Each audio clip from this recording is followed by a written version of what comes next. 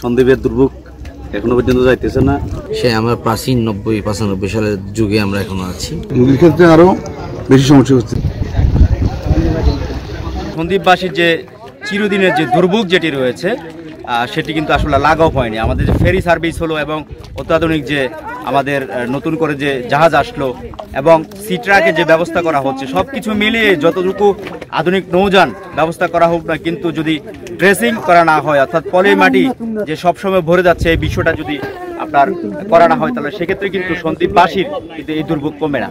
আমরা একেবারে সন্দ্বীপের যে প্রধান ঘাটটি রয়েছে কুমিরা গুপ্তছড়া যে ঘাট, সেই ঘাটেই কিন্তু আমরা আজকে আপনাদেরকে একটু চিত্রটা দেখানোর চেষ্টা করেছি। আপনারা দেখতে পাচ্ছেন যে এখানে প্রচুর পরিমাণে কিন্তু মানুষ আমাদের এখানে আসছেন এবং সবাই স্পিডে আসছেন এবং অত্যন্ত যে কাদামাটি রয়েছে, কাদামাটি দিয়ে কিন্তু অনেক দুর্ভোগের মাধ্যমে কিন্তু তাদেরকে আসতে হচ্ছে।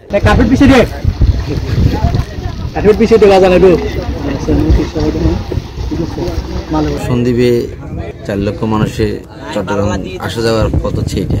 সন্দ্বীপ অর্থনীতি ডেভেলপ হলেও আমাদের জীবনযাত্রা যে আসা যাওয়ার মানটা এখনো ডেভেলপ হয়নি। সে আমরা প্রাচীন 90-95 সালের যুগে আমরা এখনো আছি। তার ধারাবাহিকতায় এখন আমি চিরাং যাব, জোয়ারের জন্য অপেক্ষা করতে হবে। সরকার যদি আমাদের বিআইডব্লিউটিসি যদি আমাদের 4 লক্ষ মানুষের পাশের উন্নতির কথা চিন্তা করে, তাহলে ওনারা এখান থেকে একটু সুন্দর করে পানির সাথে একটা জয়েন্ট সেতু যদি করে দেয়, অথবা জয়েন্ট যদি একটা আপনার সিঁড়ি করে দেয়, তাহলে আমাদের এই অসুস্থ রোগী বলেন, মহিলা বলেন, আমরা 24 ঘন্টা কি জোয়ারের জন্য আশা করা লাগবে না।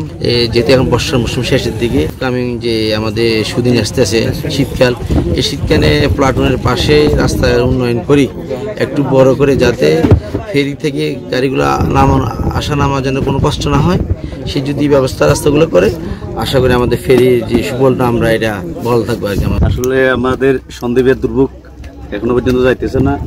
নদী ড্রেজিং না করলে সন্দ্বীপের যাতায়াত অনেক কষ্টকর। দ্রুত ড্রেজিং এর ব্যবস্থা নেওয়ার প্রয়োজন আছে সন্দ্বীপ মানুষের জন্য। আমাদের দাবি অতি শীঘ্রই এই ড্রেজিং গুলো যেন করা হয়। মহিলারা যে কষ্ট করতেছে পানিতে আসে, এরপরে যে কাদা মাটি, এগুলো অনেক কষ্ট। আর বিশেষ করে যারা রুগী, কোনো কারণে ডেলিভারি রুগী বা ইমার্জেন্সি রুগীর ক্ষেত্রে আরও বেশি সমস্যা হচ্ছে। এখন আমরা যেটা দেখছি সেটা হলো চট্টগ্রামের কুমিরার পাশে যেটির কিছু অংশ বৃদ্ধি করছে। ঠিক একই বা সেম জিনিসটা যদি আমাদের সন্দ্বীপের পারে করে, তাহলে আমরা ওই কষ্ট থেকে সন্দ্বীপ